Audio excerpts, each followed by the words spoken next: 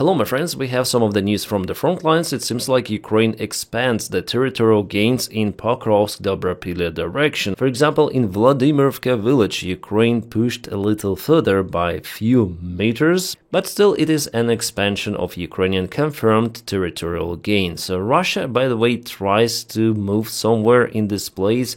They expanded here, by the way, so it was yesterday, it is today, but they lost their positions with the gray area in this place. Not far away from Novoshakhova village. Well, as a variant, maybe they tried to reach their fellows in Kucherev Yar. Those Russians are being encircled there for already 1 month or maybe even more. So of course it's the bad situation for their fellows. But this Russian group is apt to be cut by Ukrainian armed forces from Mayak village and from Nikhanorivka. I guess Ukraine sent extra reinforcements towards Pankivka to expand from this place. So the situation for Russians in Pokrovsk-Dobropilya direction is not good at all. But for now Ukraine is not going full in Novotoretsky direction and in Rozhne because it's mainly concentrated to cut Russians here rather than in this big sector. So I don't think that with those Ukrainian extra reinforcements sent, Russia has any sort of the chance to propel the same way as they did 1 month ago towards Zoloty Kolodets. Well, maybe they would like to do it, but for now it's unreal.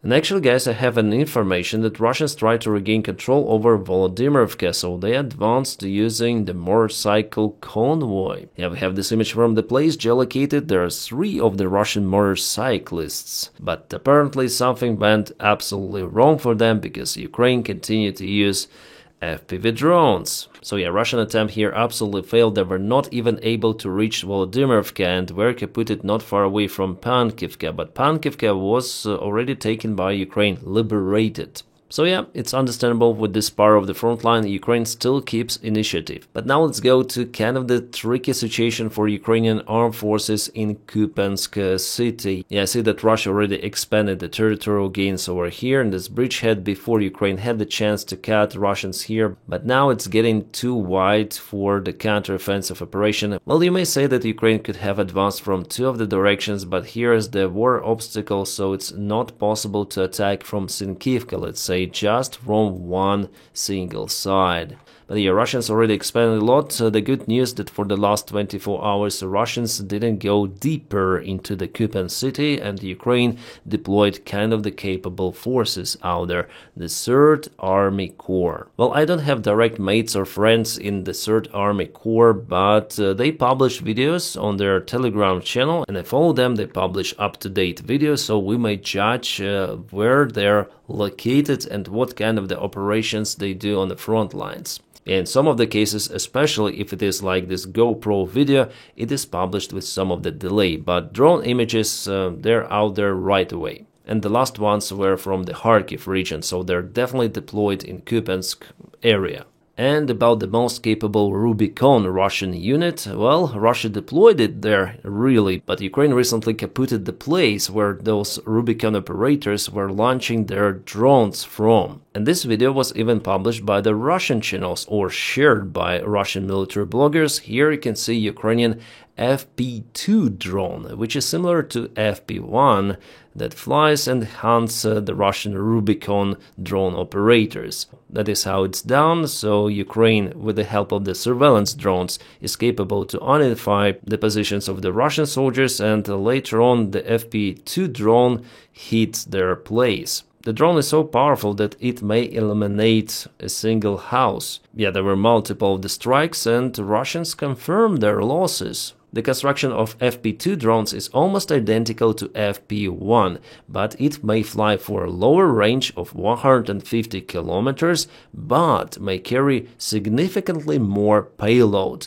roughly 105-110 kilos. So my weight is 100, it may carry me easily delivering somewhere, but no, it's better to deliver some of the TNT to Russians. By the way, the company that makes those drones is Firepoint, the same that makes Flamingo missiles. Well, Russians say that it's the analog of their Shahid drone or Giran 2 modified version, where the drone operator receives the signal live and able to fly the drone very precisely, but I would say that in this case it's more like analog of the Russian Lancet. judging of how Ukraine is using those drones right on the front lines. So as you see, my friends, it's a drone war. Drones are fighting against the drones of the enemy, and Rubicon really suffers a lot there. And if we go south a bit towards Liman direction, you may see that Russia attacks here. So it was yesterday, it is today. Well, mainly there is no like significant change, just the gray area colored into red, yeah, just a little more expansion here towards Shadrikholove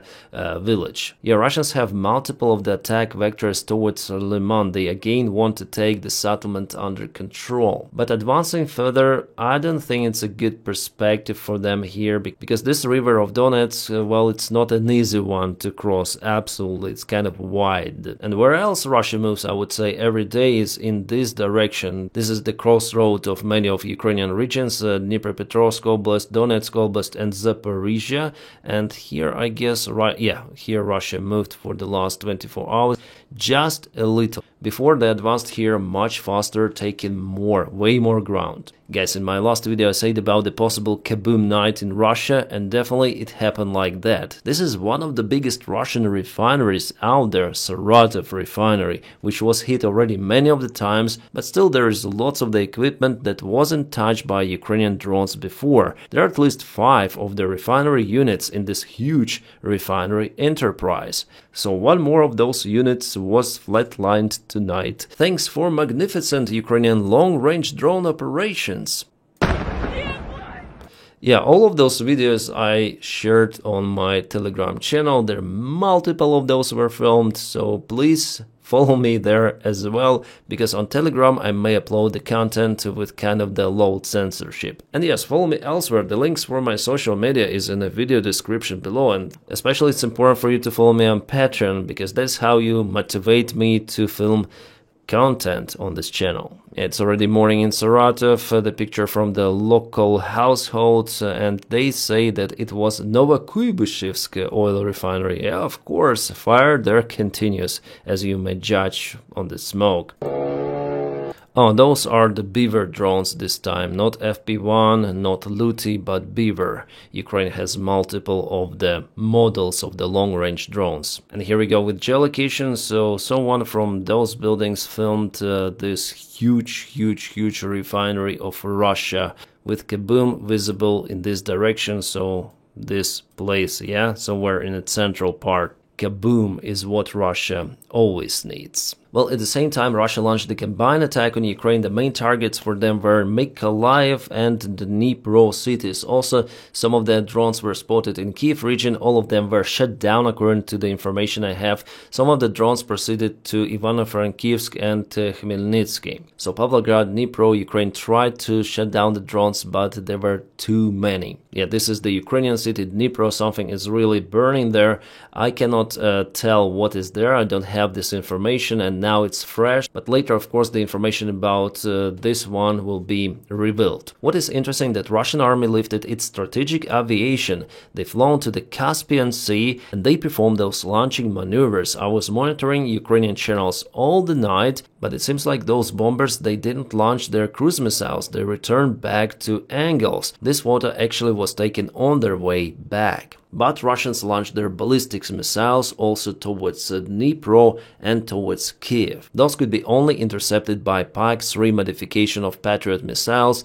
Yeah, S-300 also may try to intercept those ballistics, but it wasn't made for this purpose, and Ukraine is simply in lack of the missiles for S-300 systems. Yeah, unfortunately, in Dnipro, one of the residential buildings was also hit by the Russian drone. Yeah, the fire erupted there, fire brigades were deployed. And those are the trajectories of the drones and missiles which Russia sent the last night to Ukraine. Yeah, to Ukraine only this time. But we'll see what could happen next. I hope that NATO will be more prepared for repelling Russian aggressions with drones, airplanes and so on. Well, the last night it was a massive attack by Russia. 500 of the drones roughly were sent and around 20 of the ballistic missiles. A couple of years ago that number was really outstanding, but now it's kind of usual, and Russia is producing more of the drones, so they will be capable to launch even 1,000 drones per single attack. That's crazy, and we are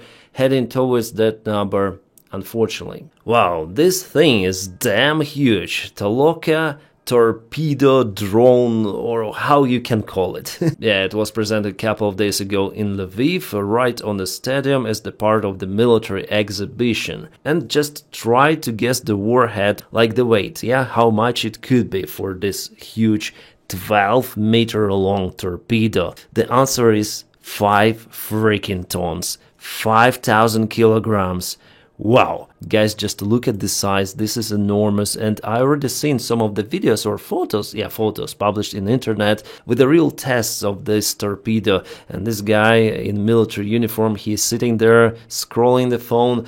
Well, he is probably aware that this missile is damn safe. Probably there was nothing inside by the time. Otherwise, if something goes wrong, this stadium entirely would be just flatlined, vanished, as it has never been built. This is probably the most powerful piece of the military gear Ukraine has ever made as a sovereign country. And half a year ago, I guess it was, then Ukraine launched some of the underwater drone to target the Kerch Bridge. So drone actually penetrated all of those defense measures of Russia and hit one of the pillars, causing damages to the road itself. Imagine this torpedo going there, 5 freaking tons. Of course, it's gonna be a significant damage to the bridge. It would be destroyed with 5 tons of TNT. No matter how strong those pillars are, they will not sustain this energy. 5 tons, it's too much for everything. An interesting video was shared by Ukrainians, and I found it on the Russian channels. You see M777 system somehow smoking. Well, because it is not a system itself, it is a dummy of M777. Yeah, Ukraine just put some of the smoke generators to simulate the fire of the real M777. Like it just fired Russian drones, look at me, go to me, hit me. That's the purpose of the dummy. And I think that drone operators will be really convinced with this one, but Ukraine went even further. On M777 dummy, Ukraine put some of the solar panel, and here goes the heating element, which heats the barrel.